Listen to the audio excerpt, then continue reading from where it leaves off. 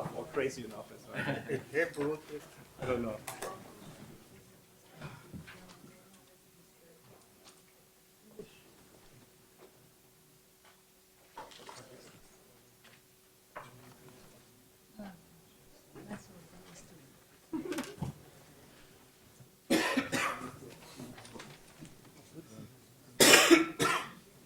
Right.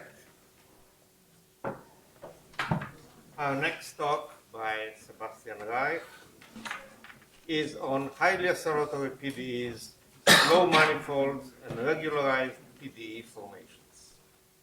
All right, thank you, Ari. So we're going to slow down in many ways from the last three talks. So first of all, we're going to go down to a slow manifold, so we're going to actually ignore the oscillations for a while.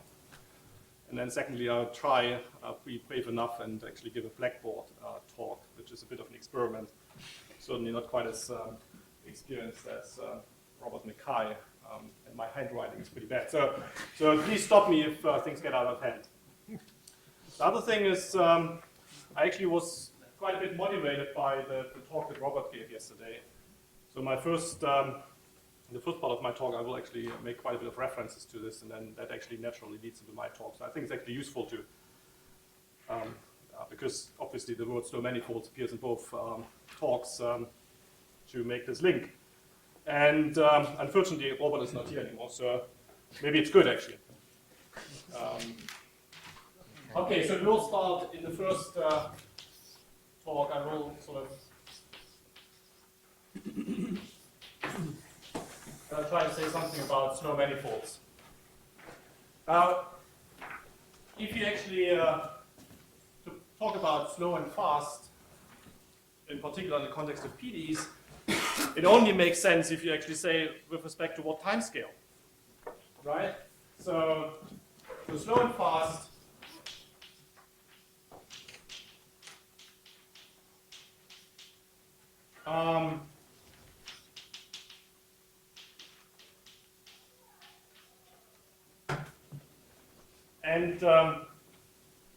and then you should really be talking about a slow manifold with respect to this time scale tau. So the system I have in mind is a Hamiltonian system.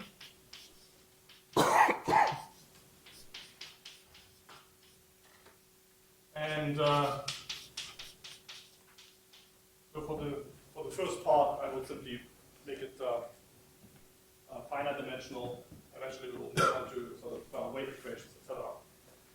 So there's now no parameter here. So we just this is a Hamiltonian system with oscillations in there, and depending on this tau, if tau is very small, then probably everything will be actually slow.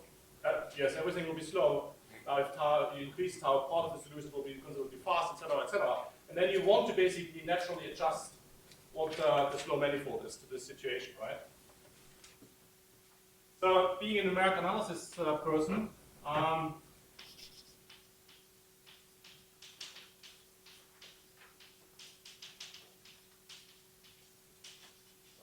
we want to work with a numerical motivated definition for that. And so we're actually going to take tau equal to step size of a numerical method. Oh, do I have to repeat the whole first part of my talk now? No, okay, hopefully not. All right, so, and what is naturally is the following, and I think that's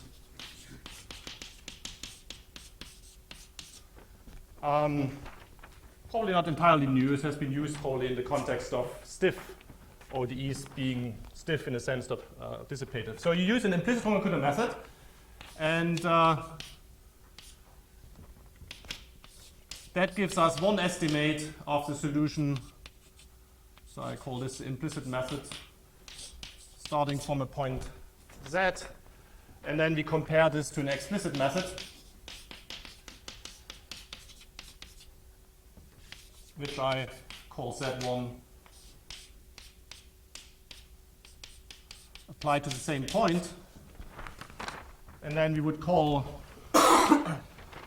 our slow manifold depends on the parameter epsilon and this delta t, and it's a set of all points for which sort of your local error estimator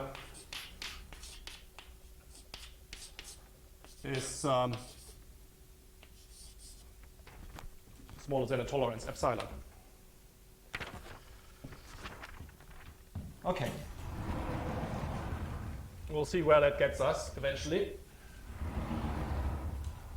So now let's walk this through for a very simple example.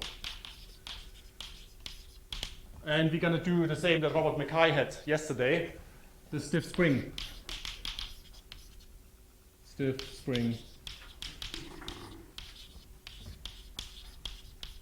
pendulum, or you could equally well do this for the spaceship we just saw in David's talk, where you had this vibrating coupled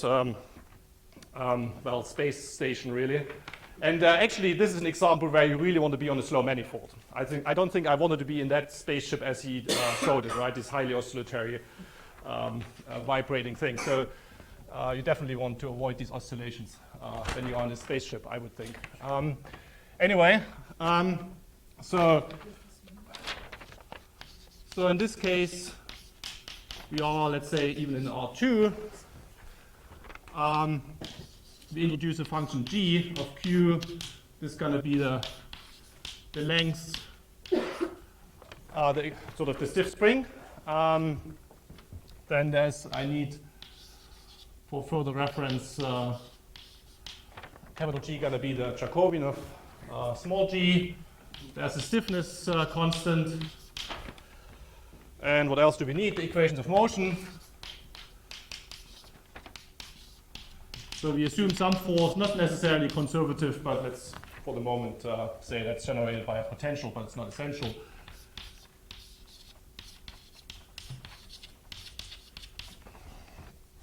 Right, and so let's go back to Mackay's talk and what he proposed, or some of it is actually sort of, I guess, familiar in this context. So he talked about this initial manifold, your first guess. Well, the first guess, of course, is just the points where you say you replace this by a rigid rod, right? So, and you get a corresponding constraint on the velocities, and that's your first guess. And then he talked about the case where you radially outwards project and you sort of, well, in a way, what you do is minimizing the energy in that direction. So that was his improved manifold.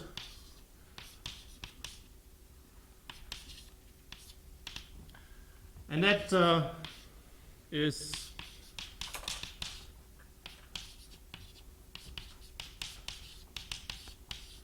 with the J tilde quite naturally the way I've done it, given by.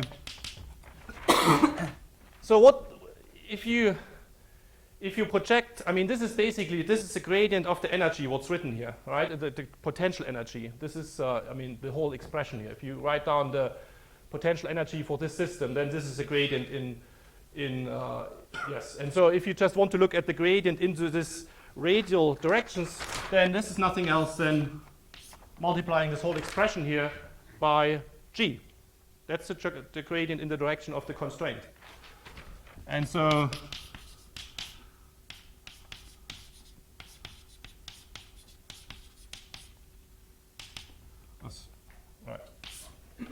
that's it. And this has now the nice features Robert Mackay was talking about, that all the equilibria are, of course, naturally part of this manifold. Trivial, right? Because then this is zero anyway. All the equilibria are part of this on this manifold. Okay, so, but that's not quite the end of the story. Then Robert was also talking about this periodic motion on this manifold. Now, what is this? This is basically when you start taking the stiff spring and swinging it around. So what will happen?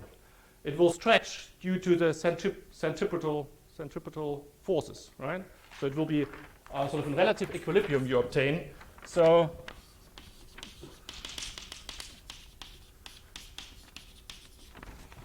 there's an additional term that's actually velocity dependent.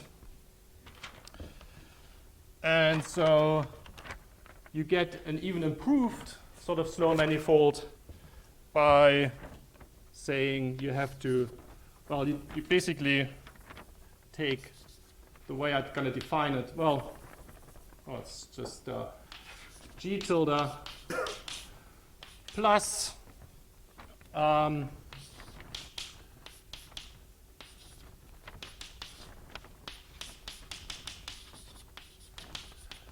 H is the Hessian. All right, so this is the correcting term that comes from the centripetal forces, and that sort of would correspond to one of the cases that Robert Mikai talked about yesterday, when you have internal motion on the slow manifold. It comes basically from the curvature, because what this is actually, this is nothing what's written here. It's the second time derivative of small g. So the improved second slow manifold is nothing else than defined by the second derivative, g, time derivative g.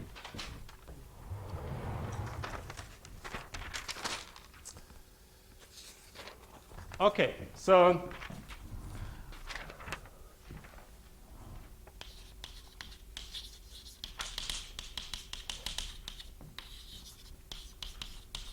now let's apply our definition of a slow manifold. And so we're gonna pick the most simple pair. This is gonna be the implicit midpoint. And for the explicit method, I use forward Euler.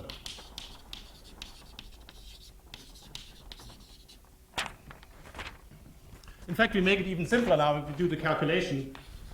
The implicit midpoint is half a step of the implicit Euler, half a step explicit Euler. So actually, I'm just going to look at the half steps. And you're going to write down everything.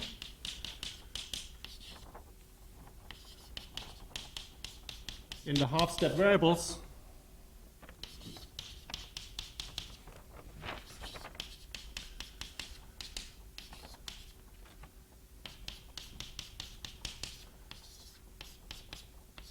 So I just I suppress the arguments.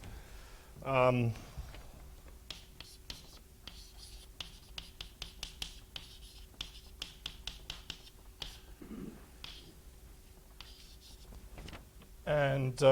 here I will use the overbar in half is the approximation of G at the midpoint using the implicit approximation. And then, so this is one approximation. The other one is quite trivial for, and all we need is actually from the explicit Euler, and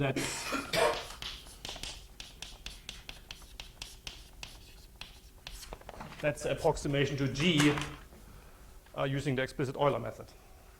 So now essentially all that matters, we assume that the step size is small enough so that or that this is force is soft enough that you could actually make this an explicit approximation here as well. It wouldn't change anything. So the real troublesome term is this.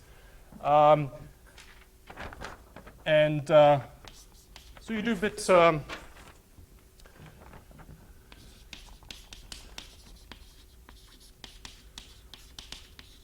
what we only really need to control in terms of our definition is actually not the complete solution vector, but it's actually good enough to say the stiff part is this here, and you want to control this essentially. So this then is the definition of the slow manifold.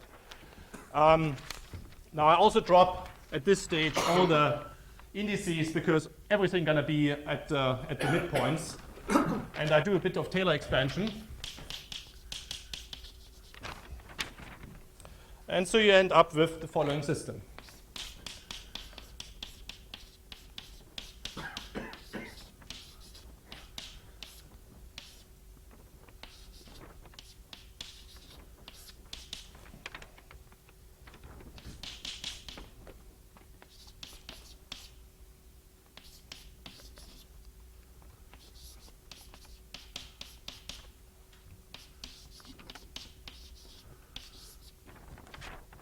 And all involved quantities are evaluated at the midpoints. Now,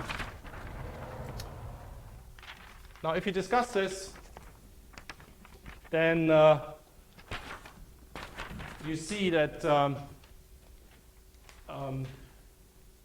essentially if delta t times k is small, so you use a small time step compared to the fast oscillations, there's basically then no constraint on these on this difference. I mean, imposed by this, because this is gonna be small anyway, right? So if this is small, so the slow manifold essentially disappears, right? Or is olive space. That's quite natural. And so the more interesting bit is delta k much larger than 1, and then you essentially get that you control. If you go through all this,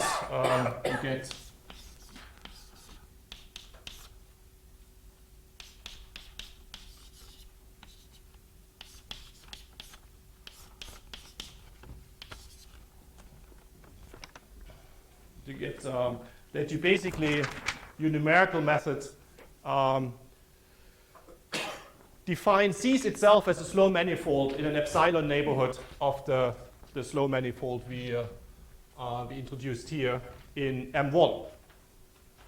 So the interesting bit is that basically if you integrate with, one of the conclusions is that if you use the implicit midpoint method to solve the stiff spring pendulum, and you start out on G tilde, then at least over one step you will stay close to G tilde, and of course it's a more bold step to say you will stay close to this manifold. But it's sort of the implicit midpoint method naturally sees this as a slow manifold.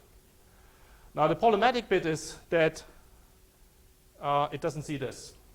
So if you were to solve the fast spinning problem, where you sort of swing around the stiff spring, the implicit midpoint would sort of try, it doesn't see the relative equilibria. It basically ignores this. So implicit midpoint doesn't see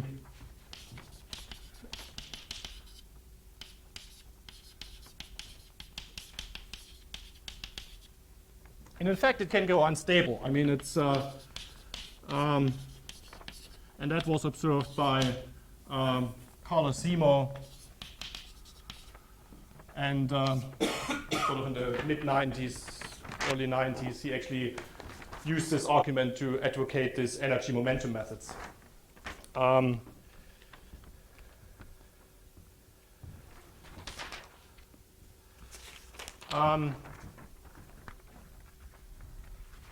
Now there's a fix to it.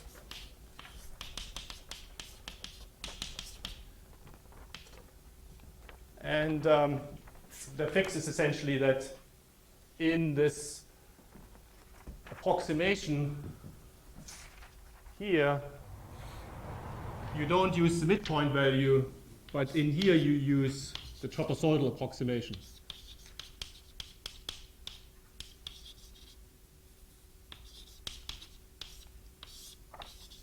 Just in there.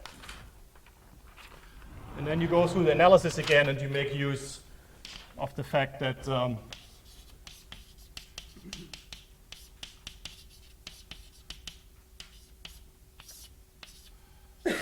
that this is equal to our old G plus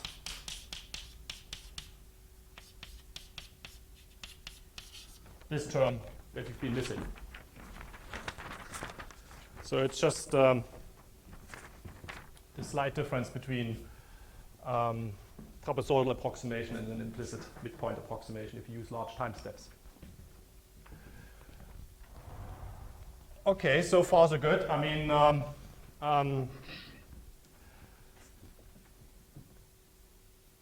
so we basically can say that if you use you apply implicit midpoint or this modified variant to the stiff spring pendulum or some bit more complex systems, you sort of stay on the slow manifold, and that's okay. But it's still an implicit method, so of course a huge success method in solving stiff ODEs or PDEs are really the linearly implicit methods. Now, if you look at Hamiltonian systems, it's actually not clear at all, or it's not so trivial to get good linearly implicit methods. And that's because the common linearly implicit methods are basically not reversible in time. So it's not so easy to get a symmetric linearly implicit method. But it's actually now quite easy once you've gone through this this analysis to get a linearly implicit method that's time reversible and symmetric. Because what you do is you combine this equation up there, this here, with the leapfrog method. So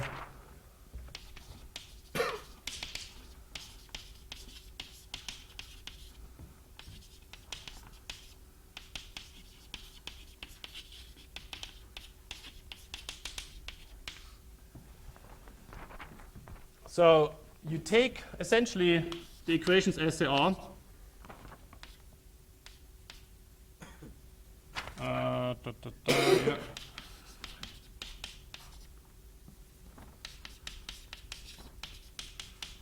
You stagger the variables.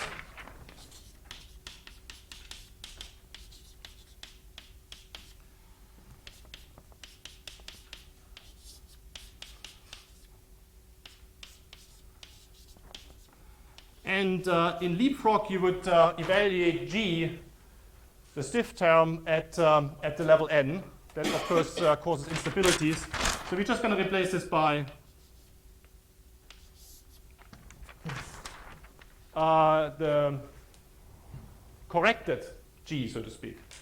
And then the rest is basically this equation up there. So it's this.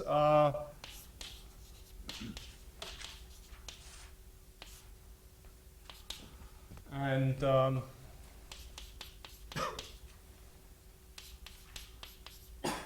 this is, I think it's just our G tilde at n.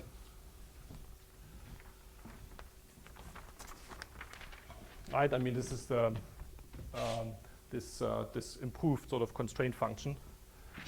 And that's you already have to invert this matrix. So in this case, just a scalar equation, but it can be sort of it becomes a matrix. You can actually show that on a linear, I mean, if everything is linear here and constant coefficient, it's actually, you can show complete equivalence with the implicit midpoint method. So the linear stability is as for the implicit midpoint method.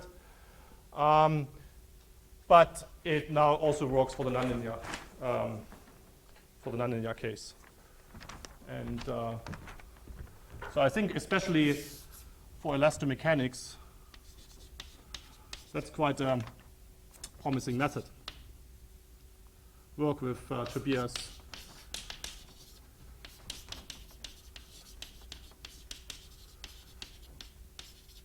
There's actually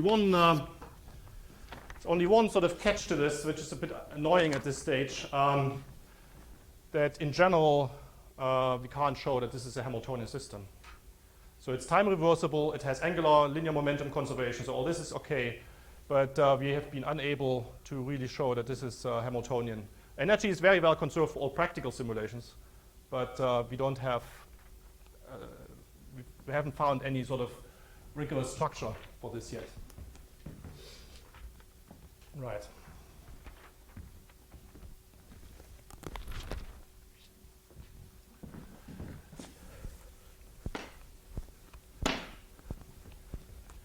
Now this is basically not the way the whole work started. It came really out of applications from applications to meteorology and joint work with UK Met Office,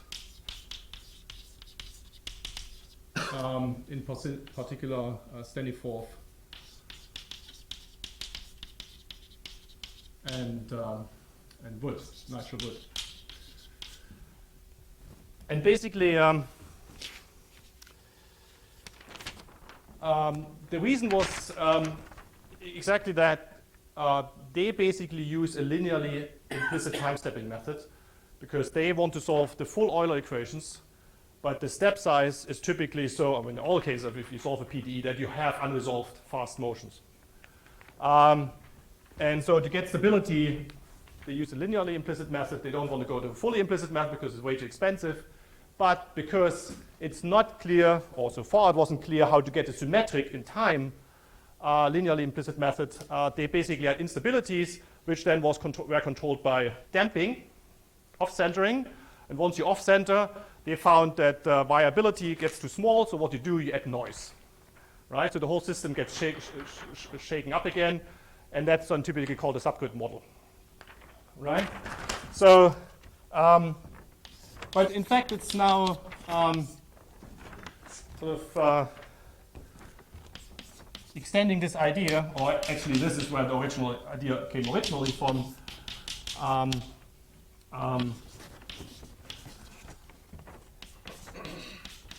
You want to use this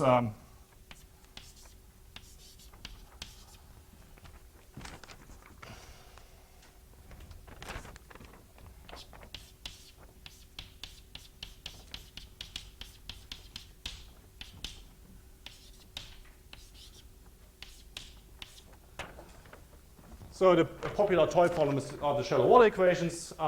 They are in a rotating frame, so that's why the Coriolis term is there. F is constant for the time being. G is gravitational constant.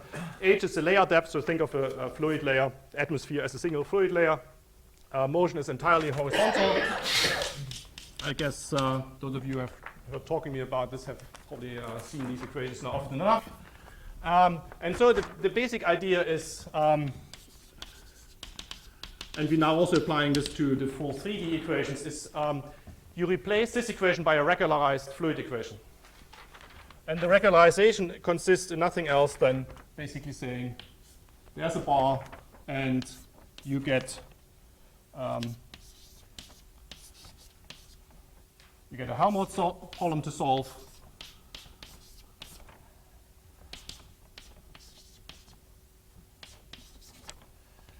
And the right-hand side is sort of slow manifold, yet you maintain numerically, and that again you get out of the analysis of the implicit midpoint method applied as a rotor method. I mean, you don't discretize in space; you formally just discretize in time. You control the time derivative of the divergence, so you keep this essentially small. It's not the divergence itself. But this would be the wrong thing to enforce because the flow is actually compressible, slowly compressible. And so, so what you can then do is a semi-Lagrangian leapfrog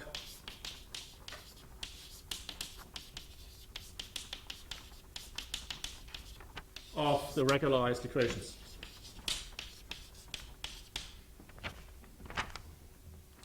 And the condition you have to meet is that delta t squared g times h, h being the mean layer depth,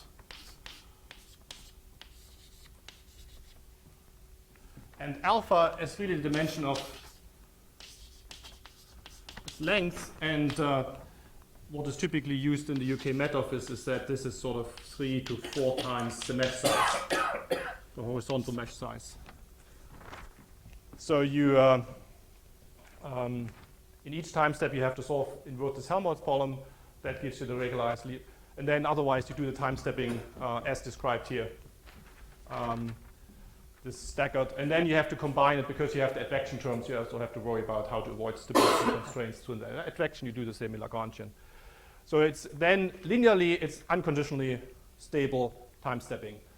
Of course, you mistreat all waves that live on a wavelength shorter than alpha, but that's okay because you're not going to resolve these waves very well on the grid anyway. Right.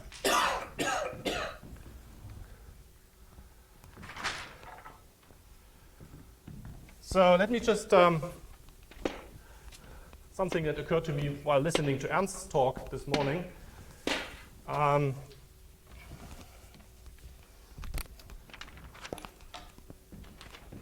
let's briefly look at the even simpler equation, the wave equation. And maybe add the nonlinear term here. So what we would now sort of do as a time stepping method is the leapfrog.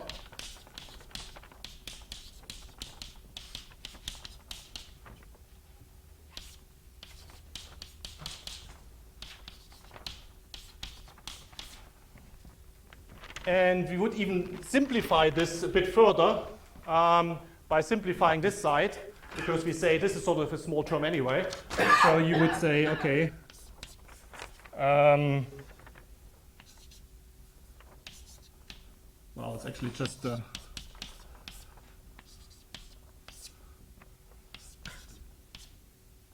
this is level n, right? So this is all level n. No, I actually wanted to make it simpler than that.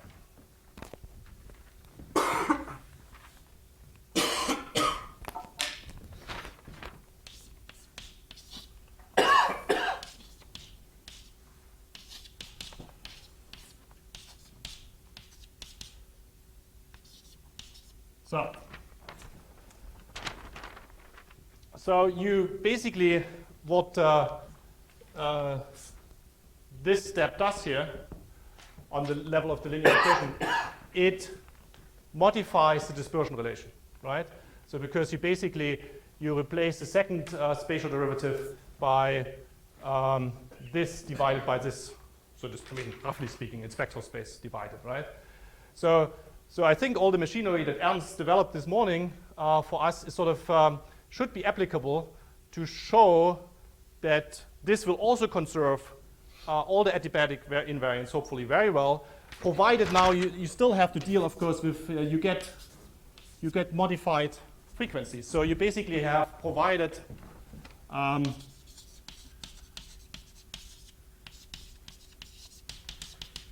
sort of non-resonance conditions. And the dispersion relation actually, if you just have, Ernst had a sigma here as well, so we're not having this for the moment. So basically the dispersion relation for the exact wave equation goes like this. Now for our numerical, the modified is something like 1 over alpha, I believe. Also it's sort of a truncation, so it levels off essentially. So the high modes are actually eventually getting in complete resonance.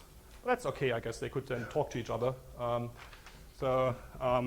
But they have very small amplitude anyway if you have enough solution regularity. So I think that would be something interesting to see if one can show for the linear wave equation, really analyze the behavior of this regularization in a rigorous way. It's basically it's talking about analysis of the implicit midpoint method, right? Because you more or less have an equivalence, except that you treat this explicitly, right? You don't treat implicit midpoint, would treat this implicit, but you make this explicit. Right, so the last few minutes, I want to talk about a final issue. I suggest I want to leave.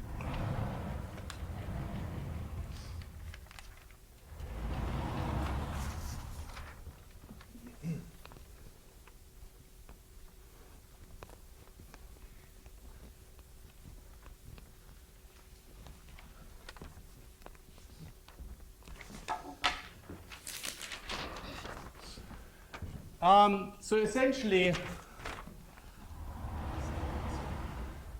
at least in the application typically in the application setting, this difference is actually not small. I mean, it's not sort of 10 to the minus 8 or something, at least certainly not in metrology. So this is actually some sort of sizable difference that's maybe, it's small, but it's not sort of completely negligible. So what you really would like to do is to say, okay, well, there's actually something I'm missing here. And it's exactly this sort of mapped away difference, which I'm not resolving by the implicit midpoint method, right? So I can't simply take this because it's, I have to get this from somewhere else in a way. So this residual term here. And so we've been trying to toy around with models that give you some intuition what this R could be, and that has led us to consider weak wave models. That's work with Colin Cotter. Actually, it's most of it is in his thesis 3 or 4.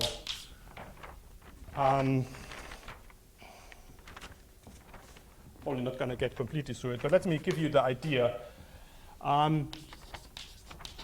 So now the oscillations come back in again, but we're going to simplify the occurrence of these oscillations and try to analyze them.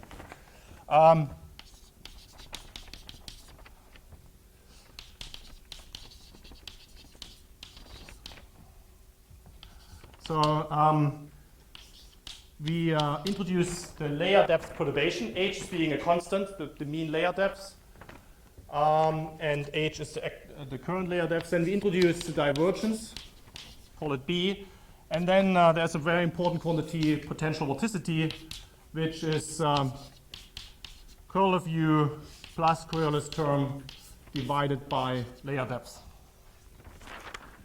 And then you rewrite, using these variables, you write the shallow water equations as they up there. It turns out that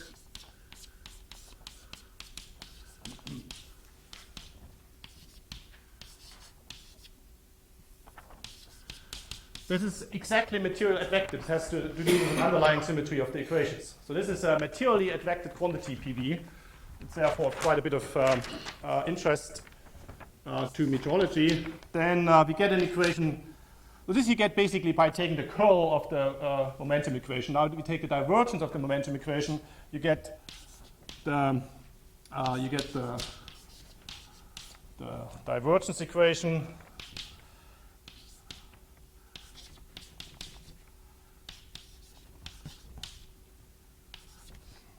And then the continuity equation is essentially rewritten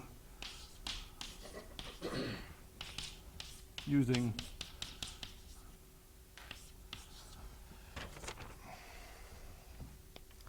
so now nothing has changed so far.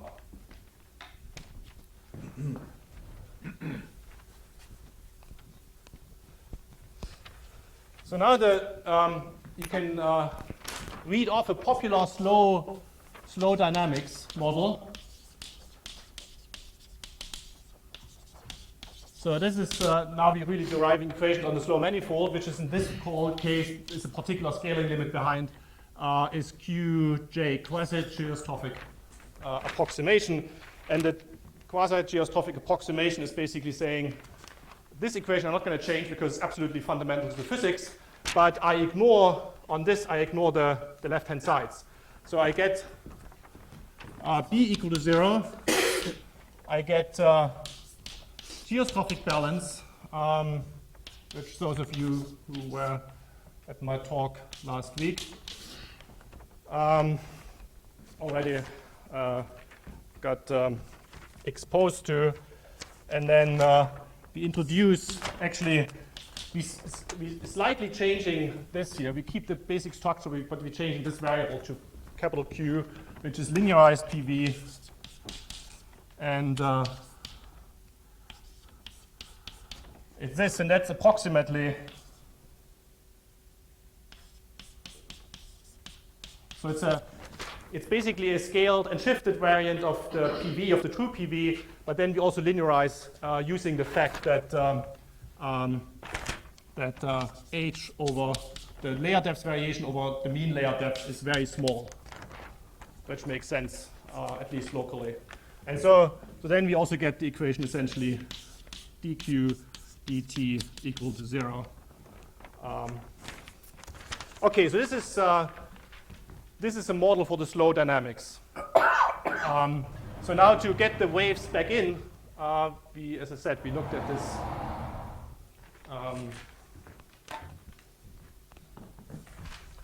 We derived this weak wave model.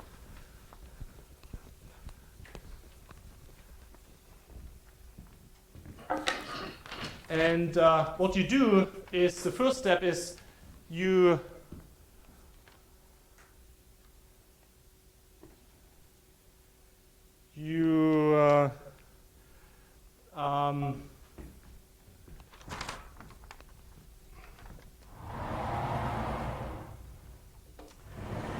essentially do a very simple trick. You take this and replace this quantity by q plus this expression.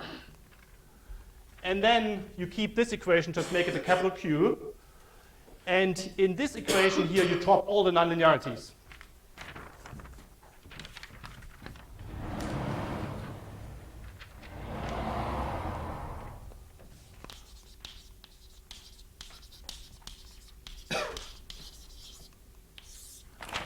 So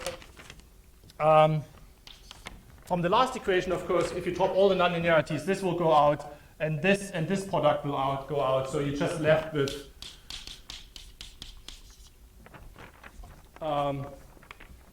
this equation.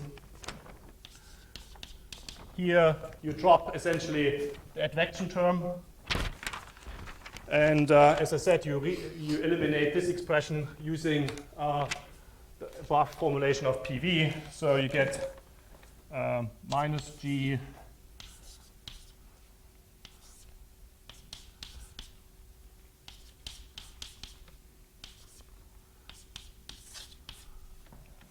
and in the velocity field, you make use that eta is essentially a stream function for the velocity field. So you replace u by geostrophic balance is actually determined by eta. And so you can write this equation then as minus g over f. And so you're left with, this is the standard Jacobian operator, fx gy minus fy gx. Right, so you have made use of the geostrophic approximation, which I had up there, right? So the second line, I mean b equal to naught, the second equation there. So what this is doing now, you basically have the slow dynamics and linear wave dynamics over the manifold. So you have a slow manifold and you have now oscillations back in, but they're linear. So you have basically linearized the oscillations. And to finish this, we basically have done two things with this model. The first is what happens if you essentially start on the slow manifold. Can you use sort of these results of Bambusi actually in a 1D version then to show that it will take very long time to drift away? That's sort of the question, how easily are gravity waves are generated by the mean flow. So gravity wave generation.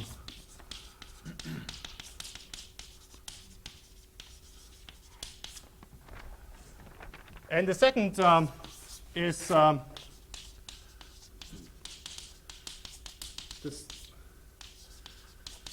this rough initial data when you say you initialize eta and b by according to a given probability conditioned on the slow dynamics. And that leads to sort of the Katz Moritz 20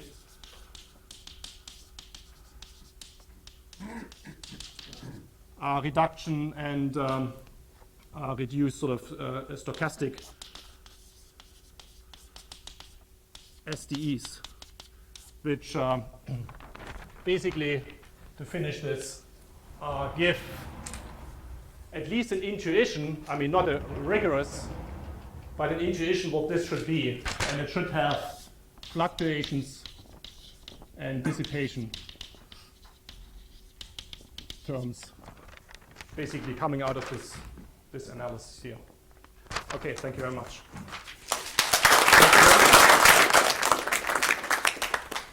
Now we know whom to blame for the weather. Yes. Any questions?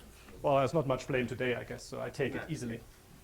Oh, to claim credit for Yes, the weather. I take credit for the weather for today. Any questions? Sebastian, you, well, correct me if I'm wrong, but I think sort of the major term that you are trying to control is essentially, as you said, divergence of your time derivative of displacement.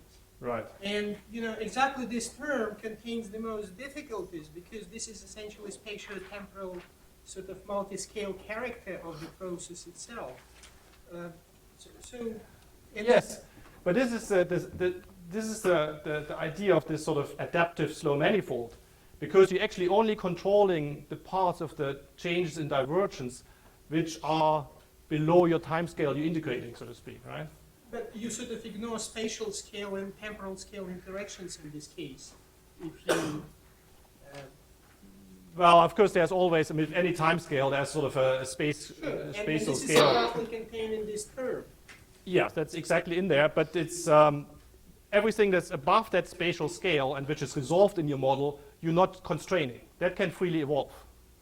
And so if you want to do a non-hydrostatic model, so you really want to have, and even if you want to do, let's say you want to do a non-hydrostatic model, so you really want to have much more of the compressibility, all the gravity waves being built in, and part of the acoustic modes as well, the very long-range acoustic modes, they would not be constrained. So it's very different from filtered equations where you really write down divergence equal to 0 or some elastic approximations or so, where then all the modes are constrained.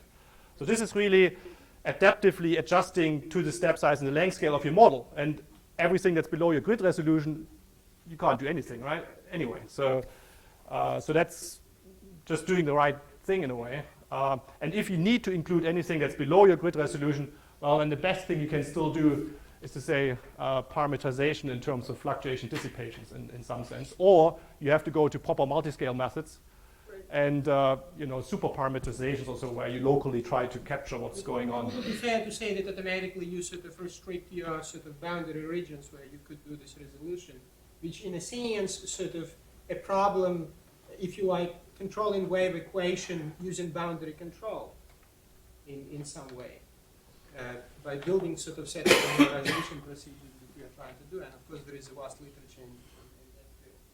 Yeah. I'm not quite sure if I immediately see this, but maybe we can talk afterwards about this. I mean,